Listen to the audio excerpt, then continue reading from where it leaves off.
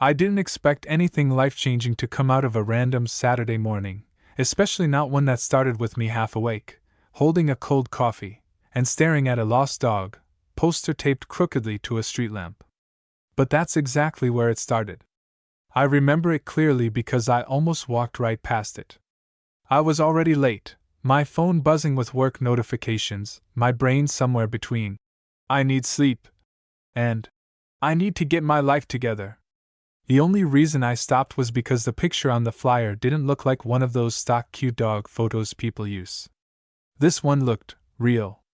A scruffy golden brown dog, tongue out, ears uneven like one of them never quite stood up right. Underneath it, in messy handwriting, "Milo, please call. He's everything to me." And then a number. No dramatic reward amount, no long paragraph. Just that one line. I don't know why it stuck with me, but it did. Maybe it was the handwriting. Maybe it was the way everything was underlined twice. Or maybe I just needed a distraction from my own life. Either way, I took a picture of the flyer and kept walking. I didn't think I'd actually do anything about it. It wasn't until later that afternoon that things shifted. I was cutting through a quieter neighborhood on my way back from grabbing groceries when I heard it, faint at first, like something rustling behind a fence. I probably would have ignored it if it weren't followed by a soft, tired whine. I stopped. Listened. There it was again. I set my bags down and walked toward the sound, peering through a gap between two houses. The yard back there was overgrown, weeds everywhere, like no one had lived there for a while. And then I saw him. The same uneven ears. Same scruffy fur. "Milo?" I said, half questioning myself. The dog froze. For a second, we just stared at each other. Then his tail gave a cautious wag, like he wasn't fully sure if I was safe but was willing to risk it. "Hey, yeah, it's okay," I murmured, crouching slightly. He took a few hesitant steps forward. And that was it. That was the moment I knew. I had found him. Getting him out was the easy part. Getting him back to his owner? That's where things got complicated. I called the number from the flyer while sitting on the curb, Milo pressed against my leg like he'd already decided I was his temporary human. It rang twice. Then 3 times. Just when I thought it'd go to voicemail, someone picked up. "Hello?" His voice was tired. Not just physically tired, but the kind that sits deeper than that. Hey," I said, adjusting the phone against my ear. I think I found your dog." Silence. Then, "What? I saw your flyer. Milo, right? Scruffy, one ear kinda, does its own thing?" Another pause, but this time it felt different. Like something was breaking through. "Yeah," he said quickly. "Yeah, that's him. Where are you?" That's how I met Vincent. He showed up about 15 minutes later, pulling up way too fast and barely bothering to park properly before getting out of the car. And I swear, I'd never seen someone look that relieved over anything. "Milo," he called out, already scanning the street. The dog perked up instantly and bolted toward him. And just like that, whatever distance Vincent had been holding together completely collapsed. He dropped to his knees right there on the pavement, wrapping his arms around Milo like he was afraid he might disappear again. "Where the hell did you go, huh?" he muttered, voice shaking just enough to give him away. I looked away for a second, giving them that moment. It felt private. Real. Not like the kind of stuff people exaggerate in stories, but something quieter. He wasn't crying exactly, but he was close enough that you could hear it in how he breathed. After a minute, he stood up, still holding on to Milo like he needed the contact. "That's," he exhaled, running a hand through his hair. "That's my dog. Thank you. Seriously, I didn't think." He stopped mid-sentence, like he didn't want to finish that thought out loud. "It's nothing," I said, shrugging lightly. "I just saw him by chance." Vincent shook his head. "No. It's not nothing." For the first time, he really looked at me. And I noticed things I hadn't before. The way his eyes were a little red, like he hadn't slept properly in days. The faint stubble along his jaw, like shaving hadn't been a priority. The tension in his shoulders that hadn't fully left, even now. "I'm Vincent, by the way." "Sam." We shook hands, though his grip was still slightly unsteady. "Can I, at least buy you coffee or something?" he asked. "I feel like I owe you more than just a thanks." I almost said no. That would have been the normal thing. Polite, simple, move on. But something about the way he said it, like he didn't just want to repay me, but needed a reason to slow down for a second, made me hesitate. "Yeah," I said finally. "Coffee sounds good." And I didn't realize it at the time, but that small decision? That's what made everything else happen. Because finding Milo wasn't the end of the story. It was the beginning. I didn't expect coffee with Vincent to feel that easy. Honestly, I figured it'd be a quick "thanks again." Maybe some small talk, and then we'd go our separate ways. That's usually how these things go. You help someone, you get a moment, and then life moves on. But it didn't. We ended up at this small cafe just a couple streets over. Nothing fancy, slightly uneven tables, soft background music, the kind of place where people sit with laptops pretending to work. Milo stayed curled up at Vincent's feet the entire time, like he wasn't taking any chances of getting lost again. "I swear he's never done that before," Vincent said, glancing down at him. "Just disappeared like that." "He looked like he'd been out for a while," I said. "But he's okay." Vincent nodded, but his fingers kept brushing against Milo's fur, like he needed the constant reassurance. "I've had him since he was a puppy," he added after a moment. "Got him during a really weird time in my life." I raised an eyebrow slightly. "Weird how?" He huffed out a quiet laugh. "Like everything was falling apart at once, and I thought, yeah, you know what would help? Responsibility. That usually works out great," I said dryly. "Right?" He smirked, finally looking a little more relaxed. "But somehow it did. He kind of kept me grounded." There was something in the way he said it. Not dramatic, not overexplained. Just honest. And I noticed he didn't go into details. Which, weirdly, made me more curious. What was supposed to be a quick coffee turned into over an hour. We talked about normal stuff at first: work, where we lived, how bad traffic had been lately. Easy, surface level things. But the longer we sat there, the more natural it felt to just keep going. Vincent had this way of talking where he didn't try too hard. No rehearsed jokes, no fake enthusiasm. Just straightforward, a little sarcastic sometimes, but in a way that made you want to respond. At some point, he leaned back slightly, studying me. "So," he said, "be honest. Do you always go around rescuing random dogs, or did I just get lucky?" I shrugged. "You got lucky."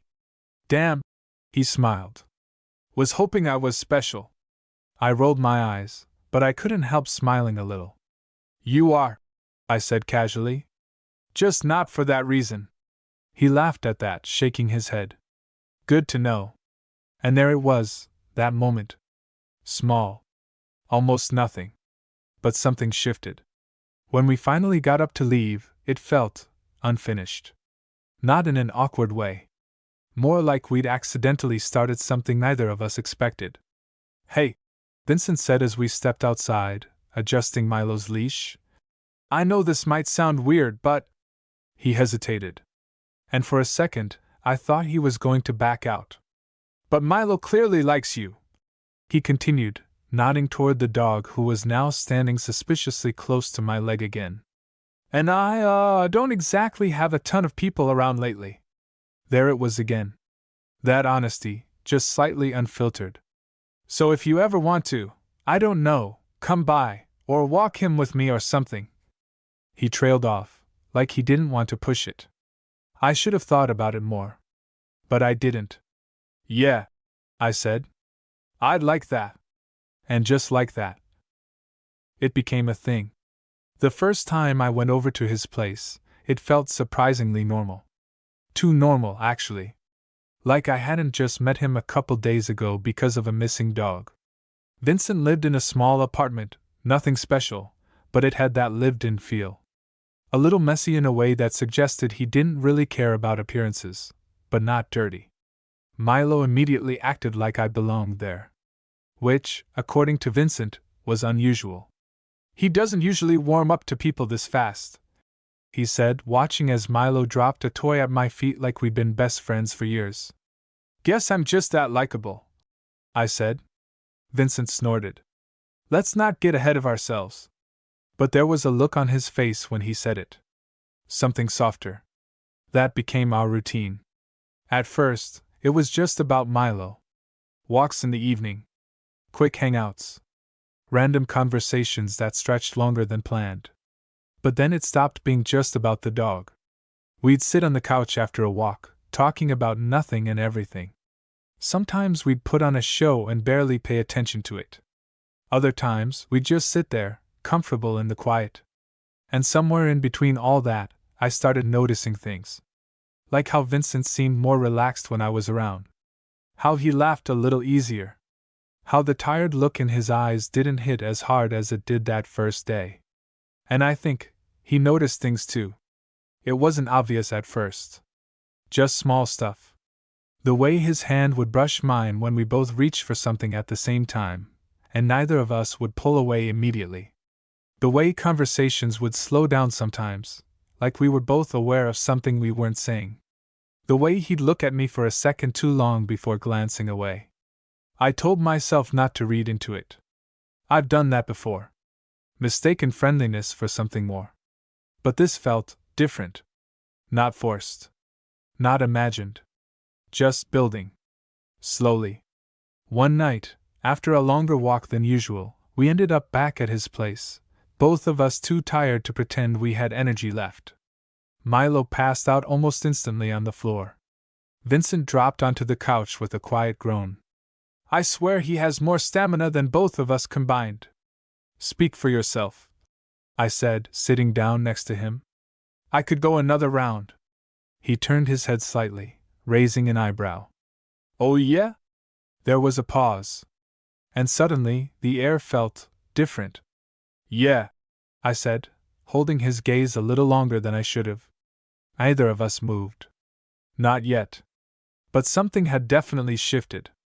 And this time? There was no pretending we didn't notice it. I should have said something. Or maybe I shouldn't have. I still don't know. All I know is that moment, sitting there on Vincent's couch, the air shifting into something heavier, quieter, it didn't pass like the others had. Usually, one of us would break it. A joke, a comment, anything to pull things back into safe territory. But this time, either of us did. "Yeah," I repeated softer now. Vincent's eyes stayed on mine, searching, like he was trying to figure out if I meant more than just the words. "Careful," he said after a second, his voice lower than before. "You might regret saying stuff like that." I let out a quiet breath, leaning back slightly but not breaking eye contact. "Or maybe I won't." Another pause. Longer this time. And then, just as quickly as it had built, he looked away. "Yeah," he muttered, running a hand through his hair. "Maybe." Just like that, the moment cracked. Not gone, but postponed. And I felt it immediately. That weird mix of relief and frustration, like something almost happened but didn't. We didn't talk about it. Of course we didn't. Instead, Vincent got up, grabbed 2 beers from the fridge, and tossed one to me like nothing had just shifted between us. We went back to normal. Or at least, we pretended to. But after that night, everything felt a little more aware. It showed up in small ways. Like how he started sitting closer than before, our shoulders brushing more often than not. How his hand would linger just a second longer when passing me something. How conversations would dip into quieter territory. More personal without either of us pointing it out. And then there were the looks. Those quick, unreadable glances that said just enough to make you question everything, but not enough to call out. It wasn't obvious. But it wasn't nothing either. A couple weeks passed like that. And somewhere along the way, being around Vincent stopped feeling like something I started because of a lost dog. It just felt normal. Like he'd always been there. Which, looking back, probably should have been my first warning sign. The thing about Vincent was that he opened up slowly. Not in some dramatic, "let me tell you my whole life story" kind of way. Just bits and pieces. One night, we were sitting on his balcony, Milo stretched out between us, the city quiet for once. Vincent was unusually quiet. "You ever feel like things just pile up?" he asked suddenly. I glanced at him. "That's a pretty vague question." He huffed. "Yeah, I know." I waited. He didn't look at me when he spoke again. "Like you're handling stuff fine, right? You're going to work, doing what you're supposed to do, everything looks normal from the outside." I nodded slightly. "But inside it's just," he exhaled, shaking his head, "a mess." There it was. Not everything. But enough. "Yeah," I said quietly. "I get that." He finally looked over at me then, like he was checking if I actually meant it. "After Milo went missing," he continued, "I realized how much of my life is just empty space." I frowned slightly. "You mean like I don't really have anyone?" he said, shrugging like it wasn't a big deal. "Not in a way that matters." The way he said it, so casually, made it hit harder. "You have people," I said. "You just..." "Not really." He cut in, not harsh, just honest. "I've got coworkers. Acquaintances. People I can talk to if I need something." He paused. "But that's not the same." No, it wasn't. We both knew that. I didn't realize I had moved closer until our knees touched. Neither of us pulled away. "You're not alone now," I said. It came out simpler than I expected. Vincent went quiet. For a second, I thought maybe I'd crossed the line. But then he let out a slow breath, his shoulders relaxing just slightly. "Yeah," he said. "I guess I'm not." And the way he said it, it stuck with me. After that, things shifted again. Not in a dramatic way. Just deeper. More intentional. We started texting more, not just about meeting up, but random things throughout the day. Inside jokes started forming. Silences got more comfortable. And that tension? It didn't go away. If anything, it got stronger. The moment everything really changed, though. It wasn't some big confession. It wasn't planned. It was stupidly simple. It was raining. I had stopped by his place without much thought, just to drop something off I'd borrowed. Vincent opened the door, took one look at me standing there slightly soaked, and shook his head.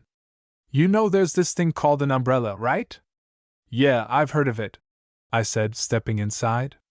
"Never been a fan." He rolled his eyes but handed me a towel anyway. "Idiot." "Wow. I rescue your dog and this is the thanks I get?" "Don't milk it," he shot back. But he was smiling. We ended up staying in. Of course we did. Rain tapping against the windows, Milo curled up nearby, the kind of quiet that makes everything feel a little more contained. Closer. At some point, we were both standing in the kitchen, arguing about something completely pointless. I don't even remember what. "You're wrong," Vincent said, leaning against the counter. "I'm not," I shot back. "You just don't want to admit it." He stepped a little closer. "No, I'm pretty sure I'm right." I didn't move. Neither did he. And suddenly, that same tension from before? It was back. But stronger. Closer. Real. "You always this stubborn?" he asked, voice quieter now. "Only when I know I'm right." He let out a soft laugh, shaking his head. Then his eyes flicked down. Just for a second. To my lips. And that was it. That was the moment everything finally stopped pretending. Because this time, neither of us looked away. I don't remember who moved first. I've tried to replay it in my head, tried to pinpoint the exact second where it shifted from tension into something real, but it all kind of blurs together. All I know is 1 second we were standing there, arguing over something stupid, too close, neither of us backing down. And the next? Vincent's hand was on my arm. Not grabbing. Not pulling. Just there. like he needed to feel that I was real. "Sam," he said, and the way he said my name, quiet, a little unsure, it hit harder than anything else so far. "Yeah?" I answered, just as quietly. He didn't respond right away. His eyes dropped again, just for a second, and then came back up to meet mine. "Tell me to stop," he said. That caught me off guard. "What?" "Just," he exhaled, shaking his head slightly. "If this is a bad idea, tell me now." There was something almost frustrating about that. Not because he said it, but because I could hear the hesitation underneath it. Like he wanted this, but didn't trust it. Didn't trust himself. So I did the only thing that made sense in that moment. "I'm not going to tell you to stop." That was it. That was all it took. He closed the distance first. Slow at first, like he was giving me time to pull back if I wanted to. I didn't. And when his lips finally met mine, it wasn't rushed or messy or overwhelming like I expected. It was careful. Like he was still half convinced this might disappear if he moved too fast. But then I kissed him back. And whatever hesitation he had, it cracked. His hand tightened slightly against my arm, pulling me just a little closer. Not enough to trap me. Just enough to say stay. And I did. The kiss deepened, still not aggressive, but more certain now. Like we'd both crossed some invisible line and there was no point pretending anymore. I could feel his breath hitch for a second. Mine probably did too. And then, just as quickly as it started, he pulled back. For a second, neither of us said anything. We just stood there, close enough that I could still feel the warmth of him, both of us trying to process what just happened. Vincent ran a hand through his hair again, pacing a couple steps away like he needed space to think. "Okay," he muttered under his breath. "Okay." I watched him, not moving. "You good?" I asked after a second. He let out a short laugh, but there was no humor in it. Yeah, I'm just. He stopped, shaking his head. "I wasn't planning on that happening." "Regret it?" I asked. Maybe I shouldn't have. But I needed to know. He looked at me immediately. No. Too fast to be a lie. But also not the full answer. "I just didn't think." He trailed off again, exhaling slowly. "I don't usually do this." I leaned slightly against the counter, arms crossing loosely. "Do what?" He glanced at me, then away. "Complicate things." That word stuck. Complicate. Like whatever this was, wasn't simple. Wasn't allowed to just be what it was. "Feels pretty simple to me," I said. He huffed out a quiet laugh. "Yeah, that's because you're not in my head." "Then let me in it," I replied, a little more serious now. That made him pause. Really pause. Like I'd said something he wasn't ready for. Vincent looked at me for a long second. Then down at the floor. Then back at me again. "I've spent a long time keeping things controlled," he said finally. "Predictable. Okay. And this?" He gestured vaguely between us. "This isn't that." "No," I admitted. "It's not." Another pause. But this one felt different. Less tense. More honest. He stepped closer again. Not as close as before. But enough. "I don't want to mess this up," he said. "This?" I echoed. "Whatever this is," he clarified. I tilted my head slightly. "You think it's that fragile?" "I think." He hesitated. "I don't have a great track record when it comes to letting people in." That explained more than he probably realized. The distance. The hesitation. The way he kept one foot slightly out of whatever we were building. I took a step toward him this time. Closing the gap. "You didn't mess anything up," I said. "And you're not going to." "You don't know that," he replied quietly. "Yeah," I said. "I do." He held my gaze. Searching again. Like he was trying to decide if I was worth the risk. Milo shifted on the floor behind us, letting out a soft sigh in his sleep. The normalcy of it, of him just being there, completely unaware of whatever was happening between us, grounded the moment in a weird way. This wasn't some dramatic, out-of-nowhere thing. It was built, piece by piece, from a lost dog, from random conversations, from time. Vincent exhaled slowly. Then, almost like he made a decision. Okay. Okay? I repeated. Okay, he said again, more certain this time. And before I could ask what exactly that meant, he leaned in again.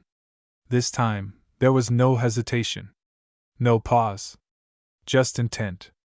And when he kissed me again, it felt different. Not careful. Not unsure. Just real. Like he'd finally stopped holding back.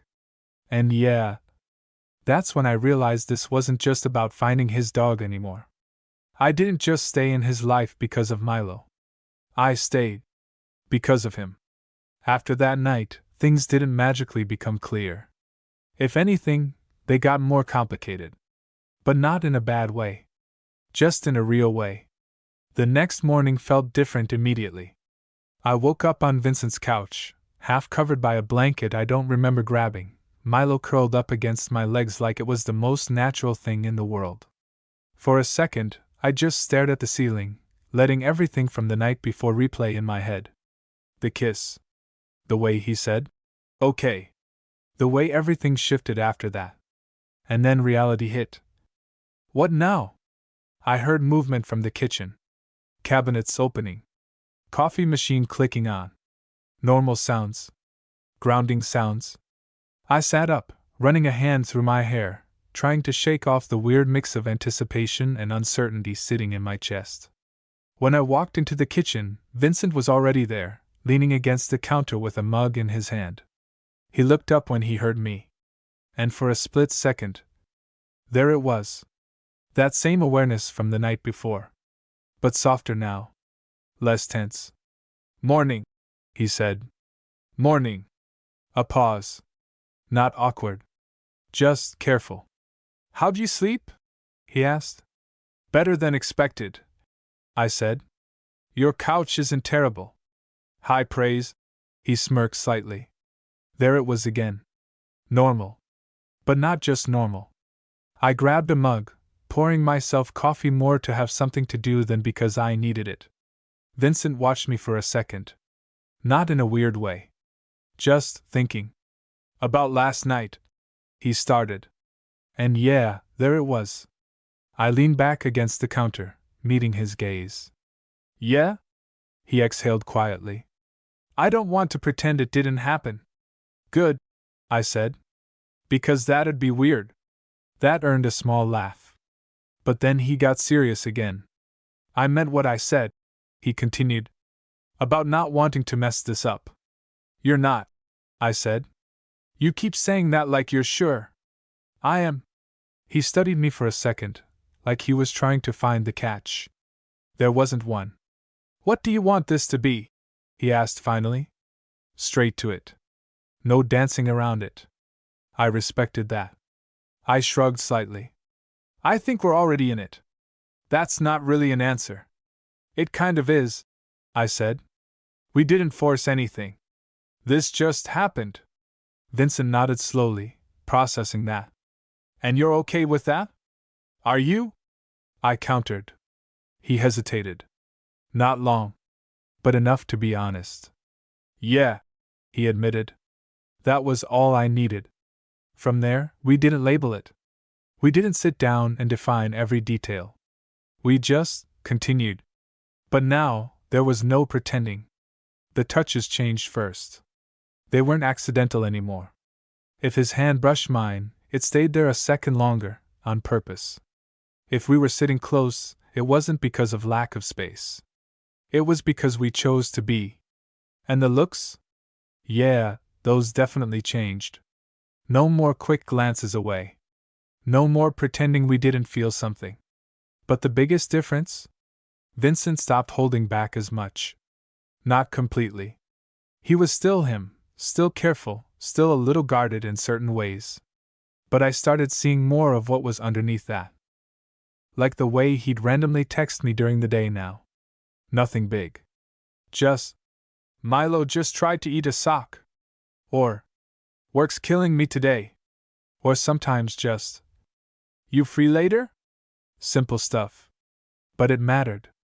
Or the way he'd actually open up more. Not all at once. Never all at once. But enough. One night, we were sitting on his couch again, Milo stretched between us like usual. Vincent was quieter than normal. You ever get tired of starting over? He asked. I glanced at him.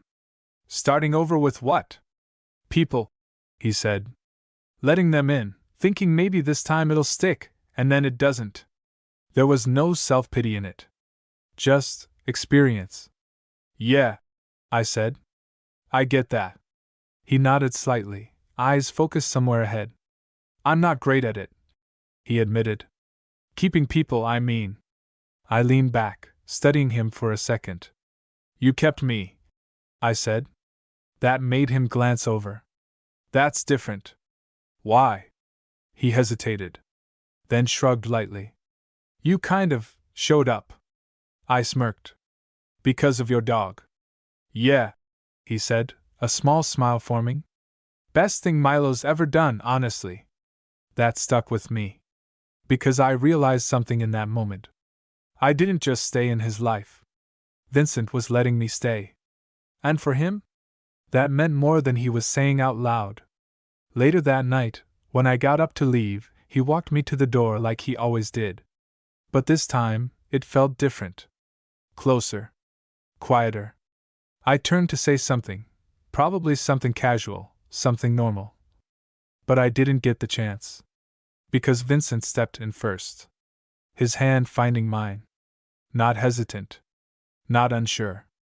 Just natural. Stay, he said. Simple. No overthinking. No second guessing.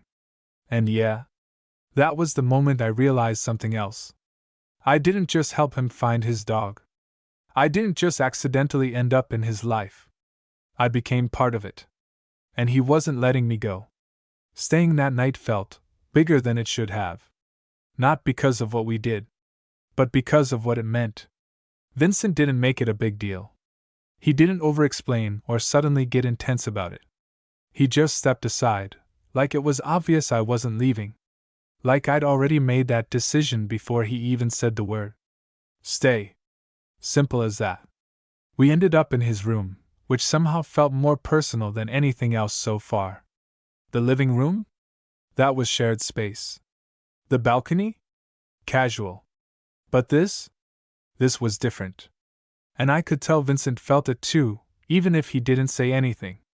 He moved a little slower. More aware.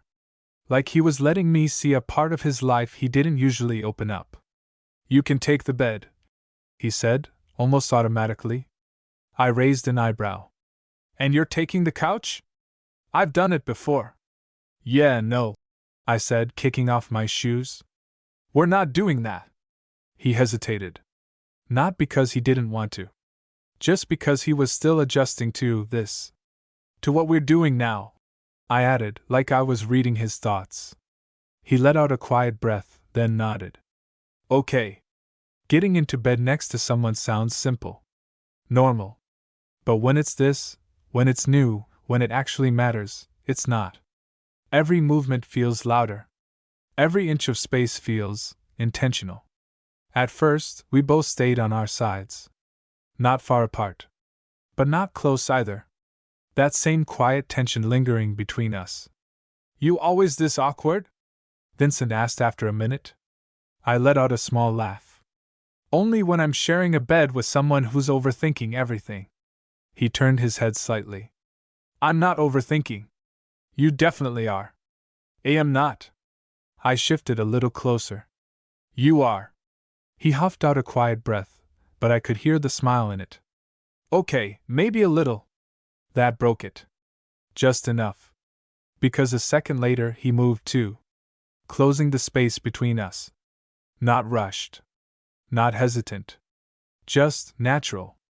Lying there like that, close, but not saying anything, felt strangely more intimate than the kiss had. No distractions. No movement. Just presence. I could feel the steady rhythm of his breathing, the warmth of him, the way his hand rested lightly against my arm, like he wasn't even thinking about it anymore. "This is new," he said quietly. "Yeah," I replied. Another pause. "But not bad." "No," I agreed. "Not bad." At some point, I don't even remember when, that light contact turned into something more. His hand shifted slightly, fingers brushing against mine. Not by accident. This time, it was deliberate. I laced my fingers with his. And he didn't pull away. If anything, his grip tightened just a little. That's how we fell asleep. Not dramatic. Not intense. Just, like that. The next few weeks settled into something that felt almost unreal in how natural it was. Like we skipped the awkward, "What are we?" phase without even trying. We just existed in it. I was at his place more often than not. Not because we planned it that way. It just happened. One night turned into two. Two turned into most of the week. Eventually, I had a toothbrush there. Then a charger. Then a couple shirts. Vincent never made a comment about it. But I noticed he made space for those things. Quietly. Like it didn't need to be discussed. Milo adjusted the fastest. Of course he did. He started acting like we were both his people. Splitting his attention between us, but always making sure we were in the same room. If Vincent left, Milo stayed with me. If I got up, he followed. Like he was making sure either of us disappeared again. "You know he thinks you live here now," Vincent said one night, watching Milo settle between us on the couch. "Maybe I do," I replied. Vincent glanced at me. There was that look again. That quiet, thoughtful one. "You kind of do," he said. That should have been a big moment. The kind where everything shifts. But it didn't feel heavy. It felt right. But here's the thing about something feeling too right. It makes you start wondering when it's going to go wrong. I didn't think about it much at first. I was too caught up in how easy everything felt. How Vincent laughed more now. How he didn't look as tired all the time. How he'd reach for me without thinking. But Vincent? He noticed it before I did. Of course he did. One night, we were sitting on the balcony again, same spot as always. Milo asleep. City quiet. Vincent was staring out into nothing, lost in his own thoughts. "You ever feel like something's going too well?" he asked. There it was. I leaned back slightly. "You mean like you're waiting for it to fall apart?" "Yeah." I studied him for a second. "You think this is going to fall apart?" He didn't answer right away. And that told me everything. "I don't want it to," he said finally. That was honest. But it wasn't confident. I shifted closer to him, resting my arm lightly against his. "It's not going to," I said. He glanced at me. "You don't know that." I held his gaze. "I know you're not the same person you were before." That made him pause. Really pause. "And I know I'm not going anywhere." Silence. But not empty. Heavy. Real. Vincent looked at me like he was trying to believe that. Like he wanted to. But didn't fully know how yet. "Yeah," he said quietly. And I could tell. He wasn't fully convinced. Not yet. But he was trying. And for him? That was everything. Vincent trying, that was new. And the thing about it? It made me realize how much effort it actually took for him to be like this. Because it wasn't natural for him to trust something good. He didn't just fall into it like I did. He questioned it. Measured it. Waited for it to break. I started noticing the pattern after that conversation on the balcony. Not in a bad way. Just clearer. Like when things felt especially calm between us. Those quiet nights, the easy laughter, the comfortable silences. That's when he'd get a little more distant. Not physically. He'd still sit close, still reach for me, still be there. But mentally? You could feel him pulling back just a little. Like he was bracing for something. At first, I didn't say anything. I figured give him space. Let him work through it in his own way. But after a while, it started to feel like we were stuck in this loop. 2 steps forward, 1 step back. The moment it finally came to a head wasn't dramatic. No big fight. No explosion. Just one quiet night where things felt off. I showed up at his place like usual. Milo greeted me like I'd been gone for weeks, which was normal. Vincent was in the kitchen. Also normal. But the way he said hey when I walked in, that wasn't. It was lighter. Distant. Like he was distracted by something he wasn't saying. You good? I asked, setting my keys down. Yeah, he said quickly. Too quickly. Just tired. I leaned against the counter, watching him for a second. You've been just tired for like 3 days. He didn't respond to that. Just focused on whatever he was doing. Which, from what I could tell, was nothing. That's when I knew. We were back in that loop. Vincent. He paused. Didn't turn around right away. Then finally, yeah? What's actually going on? A beat of silence. Then he exhaled, setting whatever he was holding down. It's nothing. I shook my head slightly. Don't do that. Do what? That thing where you pretend everything's fine when it's clearly not. He turned then. And there it was. That conflict on his face. Like part of him wanted to brush it off. And part of him knew he couldn't. He started, then stopped, running a hand through his hair. I don't know how to do this. Do what? I asked, softer now. This, he said again, gesturing between us. Us. That hit harder than I expected. Not because of what he said, but because of how honest it was. You've been doing fine so far, I said. Have I? He countered. Yes. He let out a quiet laugh, shaking his head. It doesn't feel like it. I stepped a little closer. Then what does it feel like? He hesitated. Then finally, like I'm waiting for it to end. Yeah. There it was. Out loud. I took that in for a second. Not reacting immediately. Because I knew this wasn't something I could brush off with a quick answer. You think I'm just going to leave? I asked. No, he said quickly. Then paused. I don't know. That was the real answer. I nodded slowly. Okay. He frowned slightly. Okay? Yeah. Okay, I repeated. At least you're being honest. That seemed to throw him off. Like he expected me to argue. Or get frustrated. Or shut down. I don't want to feel like that, he added, quieter now. I know. I just don't know how not to. That was the part that mattered. I closed the distance between us completely this time. Not forceful. Just steady. You don't have to figure it all out at once, I said. He looked at me, searching again. That familiar look.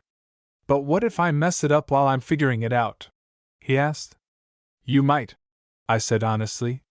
That made him blink. Probably not the answer he expected. But that doesn't mean it's over, I continued. It just means we deal with it. Silence. Heavy, but not tense. You're really not going anywhere? He asked. And there it was again. Not confident. Not certain. Just hopeful. I shook my head slightly. No.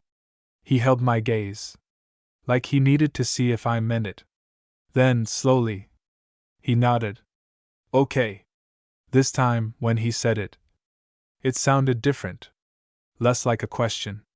More like a choice. He stepped closer. Not rushed. Not hesitant. Just there. His hand finding mine again like it had that night. Only this time, there was less uncertainty behind it. I'm trying, he said quietly. I know, I replied. And that was enough. Not perfect. Not solved. But real. Later that night, we were back on the couch, Milo wedged between us like always. Vincent's arm draped over me like it had become second nature. No hesitation. No overthinking. Just comfort. Hey, Sam? He said after a while. Yeah? He paused. Then, quieter. Thanks for not just being the guy who found my dog. I glanced at him. You're stuck with me now, I said. He let out a soft laugh. Yeah, he murmured. And this time? He sounded like he believed it. Things didn't fall apart. That's probably the simplest way to say it. But it's also not the full truth. Because it wasn't that nothing went wrong. It's that we didn't let it end us. Life didn't suddenly get easier just because we figured us out. Vincent still had his moments. Days where he got quiet, where something in his head pulled him inward again. I had mine too. Times where I wondered if I was pushing too hard, or not enough. But the difference now? We didn't avoid it anymore. We talked. Even when it was uncomfortable. Even when we didn't have perfect answers. A couple months in, I realized something had changed in a way that felt permanent. It wasn't some big event. It was something small. Stupid even. I got sick. Nothing serious, just a bad flu that knocked me out for a few days. Normally, I'd just stay in my apartment, ride it out alone, barely answer messages. But this time? Vincent didn't give me that option. You sound like hell, he said over the phone. Thanks, I muttered, wrapped in a blanket, voice completely gone. I'm coming over. You don't have to. I'm already on my way. Click. And yeah, he showed up. With soup. Medicine. Stuff I didn't even ask for. And Milo, of course. Because apparently leaving me alone wasn't part of the plan. You're ridiculous, I mumbled as he set everything down. You'd do the same, he replied without hesitation. I paused. Because yeah, I would. He stayed. Not just for an hour. Not just to drop things off. He stayed the whole day. Then the next. At one point, I woke up half out of it and found him asleep on the chair next to my bed, head tilted at an awkward angle, Milo curled up at his feet. And something about that quiet, unguarded moment, it hit harder than anything else so far.